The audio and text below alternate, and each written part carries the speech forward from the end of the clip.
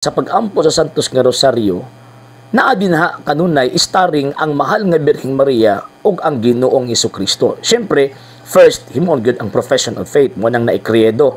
Then human ana ang unang pag-ampo pagsimba sa Ginoong Dios mao ning pag-ampo sa Pater Noster or the Lord's Prayer. Then na ay 3 Hail Marys in honor sa Santissima Trinidad. Pagkahuman na himayaon na pud ang Ginoong Dios, ang Amahan, ang Anak ug ang Espiritu Santo. Then after ana, mo na dayon tong gitawag og mga misteryo sa kasakit, sa tawag ining kalipay ug sa kining himaya. So kining maong mga misteryo puro na nakasulat sa balaang kasulatan tanan. Kay mao man kana ang kinabuhi mga panghitabo sa Ginoong Hesukristo ug sa mahal nga Birheng Maria sa ilang gitawag og panahon.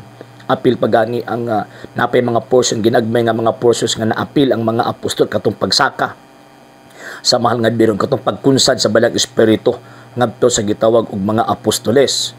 So buti pasabot kung mag-ampo ta sa Santos nga Rosaryo, tablaray nagbasa tag Biblia.